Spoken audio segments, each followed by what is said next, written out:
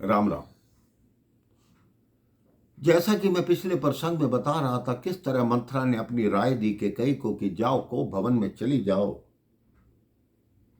कैकई ने मंथरा की बात मानकर वैसा ही किया। अपने सारे आभूषण उतार दिए और एक अंधेरे महल कोप भवन में जाकर बैठ गए। राजा दशरथ कैकई महल की तरफ आते हैं। वहां कैकई दिखाई नहीं देती, लेकिन मंथरा दिखाई देती। मंथरा से पूछते हैं कि महारानी कैकई कहाँ है। कहती वो तो सुबह से ही उदास थी, कह रही थी ये संसार झूठा है, और वो तो कोप भवन में। दशरथ जी कहते हैं कोप भवन में? आज के दिन कोप भवन में क्या करने गई? कोप भवन का नाम लिया तो महाराज दशरथ डर गए। मेरे भाई, जिनके चरणों की रज से राजाओं के मुकुट सुरक्षित हैं, जिनकी भुजा के बल से इंद्र अपना सिंहासन सुरक्षित समझता है, वो एक स्त्री के कोप भवन जाने से डर गए। इतने आसक्त हैं कि रानी अगर नाराज है, सूर्य वंश का सूर्य अस्त होने लग गया। अवधेश काम में, कैकई क्रोध में और मंथरा लोभ में, जब ये तीन वस्तुएं एक साथ हो जाएं तो फिर वहां राम राज्य की स्थापना नहीं हो सकती। मेरे भाई बहन,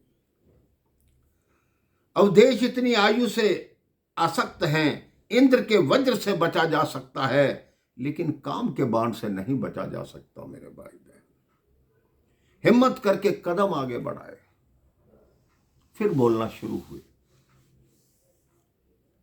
कि इस महल में सारा महल जगमगा रहा है, लेकिन महारानी कैकई के महल में सन्नाटा क्यों, अंधकार क्यों? क्या हुआ कैकई? कुछ तो बोलो। हे पिकबैनी, हे मृगनैनी, कुछ तो बोलो। तुम्हारे मन में आखिर क्या है?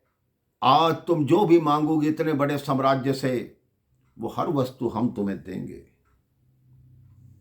कैकई शांत रही, लेकिन दशरथ उनको मनाने में लगे हुए हैं कि बताओ तो सही, तुम्हारे मन में क्या इच्छा है, क्या चाहती हो, कुछ तो बोलो।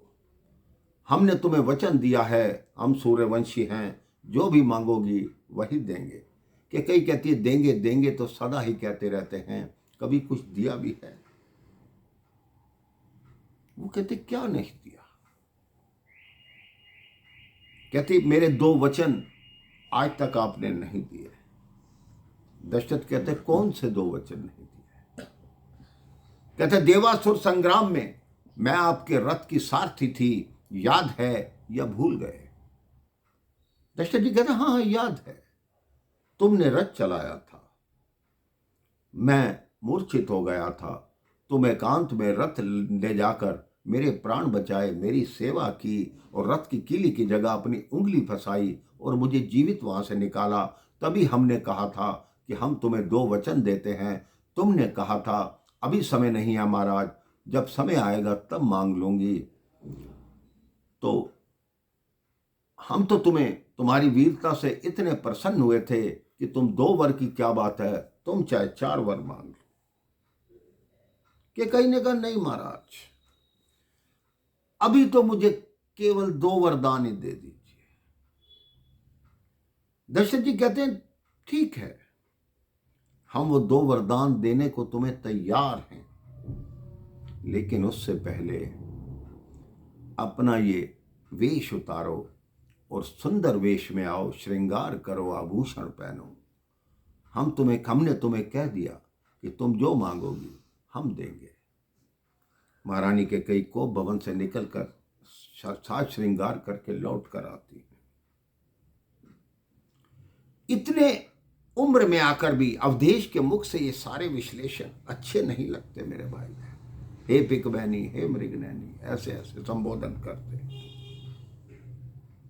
बोलते हैं जहां तक सूर्य का चक्र चलता है सब कुछ मेरे अधिकार में है। लेकिन अपने अधिकार में वो स्वयं नहीं है मेरे भाई बहन। अब दशरथ जी से कैकेयी ने क्या मांगा, कैसे मांगा, ये मैं आपको अगले प्रसंग में बताऊंगा। राम राम, जय श्री राम।